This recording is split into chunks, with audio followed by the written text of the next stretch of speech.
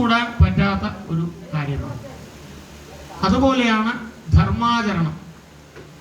ധർമ്മം വേദോഖില ധർമ്മമൂല, ധർമ്മത്തിൻ്റെ മൂലം എന്ന് പറയുന്നത് വേദമാണ്. അപ്പോൾ ധർമ്മം എന്താണെന്ന് ചോദിച്ചാൽ നമുക്ക് സനാതന ധർമ്മം, സനാതനം, സദാതനം, എപ്പോഴും ഉള്ളത് എന്നാണ് അർത്ഥം. ഈ ലോകത്തിൽ ശരിയായിട്ടുള്ള സമയത്ത് സൂര്യൻ ഉദിക്കുന്നതും അസ്തമിക്കുന്നതും അതുപോലെ ഋതുക്കൾ വരുന്നതും കാലഭേദങ്ങൾ വരുന്നതും എല്ലാം ഈ ധർമ്മത്തിനെ ആശ്രയിച്ചിട്ടാണ്. ധർമ്മോ വിശ്വസ്യ ജഗതപ്രതിഷ്ഠ. ഈ ലോകം തന്നെ നിലനിൽക്കുന്നതിന് കാരണം ധർമ്മമാണ്. തസ്മാത് ധർമ്മം പരമം വദന്തി. അതുകൊണ്ട് ധർമ്മമാണ് ഏറ്റവും പരമപ്രധാനം എന്ന് വേദം പറയുന്നു.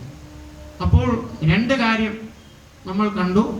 ഒന്ന് ധർമാചരണം, ഒന്ന് ദേവതാരാധന.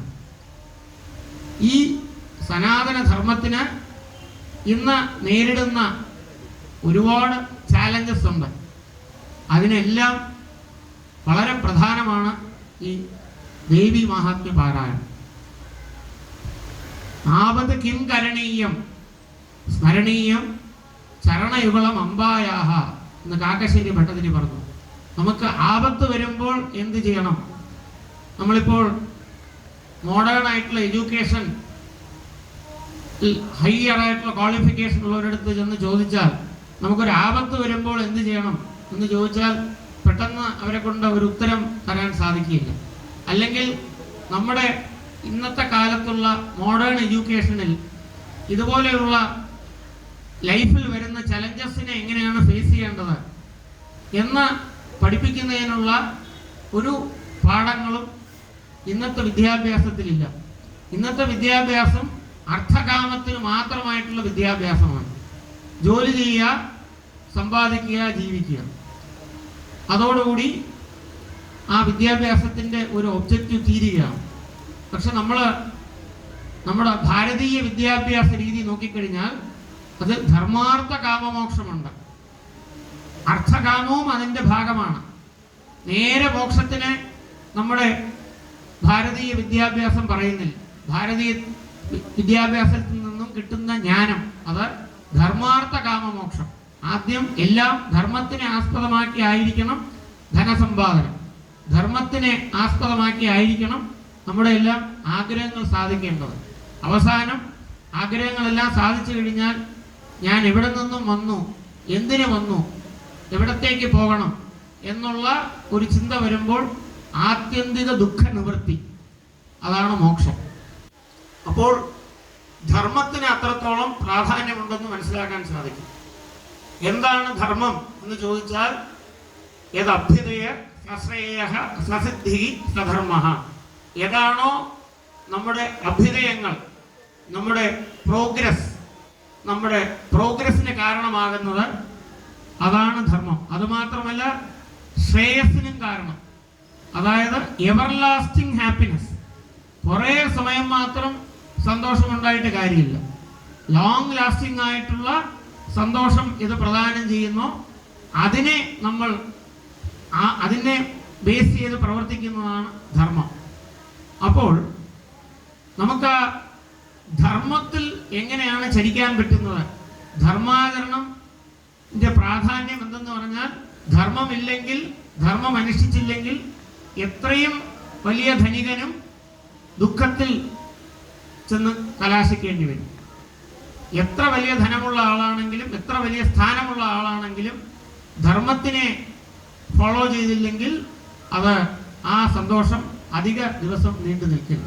സുഖാർത്ഥ സർവലോകാനാം മത സർവപ്രവർത്തേ സുഗഞ്ജന വിനാധർമ്മ തസ്മാ ധർമ്മപരോ ഭവേ എന്ന ആയുർവേദ ആചാര്യൻ ആയുർവേദ ഗ്രന്ഥം എഴുതുന്നതിന് മുമ്പ് വാഗ്ഭടാചാര്യൻ പറഞ്ഞു.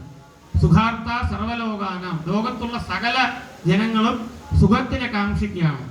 മത സർവപ്രവർത്തയെ, എല്ലാവരും സുഖത്തിന് വേണ്ടിയിട്ടാണ് പ്രവർത്തിക്കുന്നത്. ആരും ഇന്ന് ഒരു ദിവസം എനിക്ക് ഒരു അരമണിക്കൂർ എനിക്ക് ദുഃഖിച്ചാൽ കൊള്ളാമെന്നുണ്ട് എന്ന് ആരും ആഗ്രഹിക്കാറില്ല.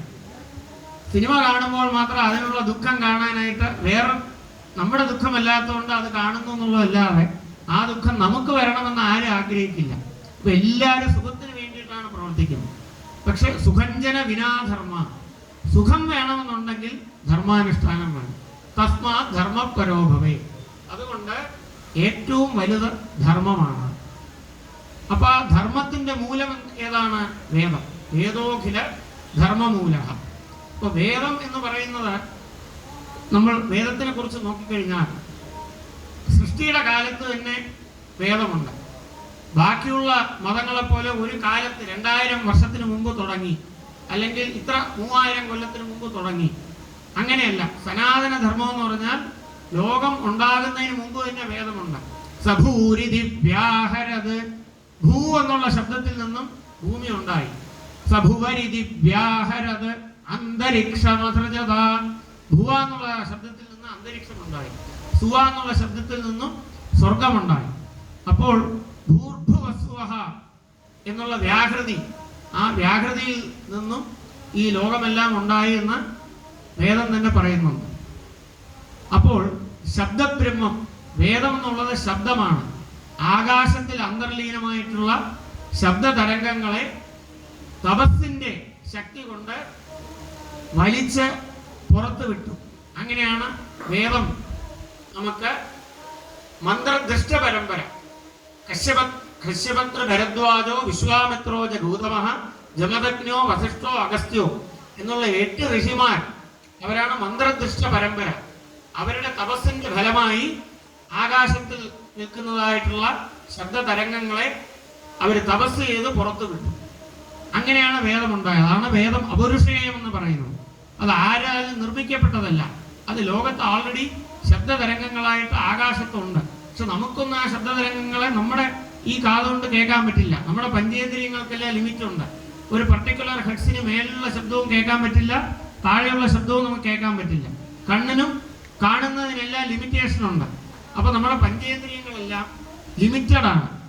നമുക്ക് അൺലിമിറ്റഡ് ആയിട്ടുള്ള പല കാര്യങ്ങളെയും നമുക്ക് പഞ്ചേന്ദ്രിയങ്ങൾ കൊണ്ട് നമുക്ക് കാണാൻ സാധിക്കില്ല. നമ്മുടെ ബുദ്ധിയും വളരെ ലിമിറ്റഡ് ആയിട്ടുള്ള ബുദ്ധിയാണ്. ഏറ്റവും ഇന്റലിജന്റ് ആയിട്ടുള്ള സയന്റിസ്റ്റ് പോലും അവരുടെ 30% ബുദ്ധി മാത്രമേ ഉപയോഗിക്കുന്നുള്ളൂ എന്നാണ് പറയപ്പെടുന്നത്.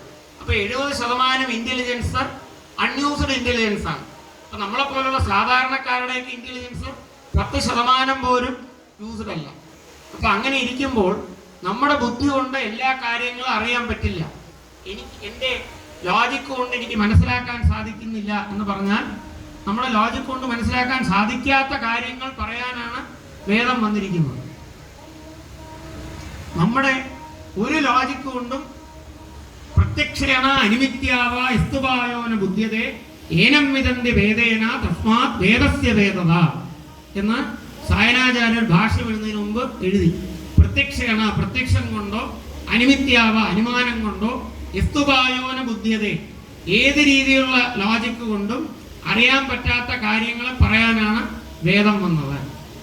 നമ്മളിപ്പോ പ്രമാണങ്ങൾ പറയുമ്പോൾ പ്രത്യക്ഷം, അതുപോലെ അനുമാനം, അർത്ഥാപത്തി, അനുപലബ്ധി എന്നൊക്കെ പറഞ്ഞിട്ടുള്ള പ്രമാണങ്ങളുണ്ട്. പല വിധത്തിലുള്ള ലോജിക്ക്. ആ ലോജിക്കുകൾ കൊണ്ടൊന്നും പറയാൻ പറ്റാത്ത കാര്യങ്ങൾ പറയുന്നതിനായിട്ടാണ് വേദം വന്നിരിക്കുന്നത്. അപ്പോൾ ആ വേദത്തിലാണ് ഈ സനാതന ധർമ്മം, അതിൻ്റെ ബേസ് എന്ന് പറയുന്നത് വേദമാണ്. അപ്പോൾ ആ ധർമാനുഷ്ഠാനത്തിന് വേദത്തിനെ അധ്യയനം ചെയ്യുന്നത്. അപ്പോൾ വേദ അധ്യയനം എന്ന് പറയുന്നത് അത് ഒരു 8 വയസ്സിൽ ഉപനയനമായി അത്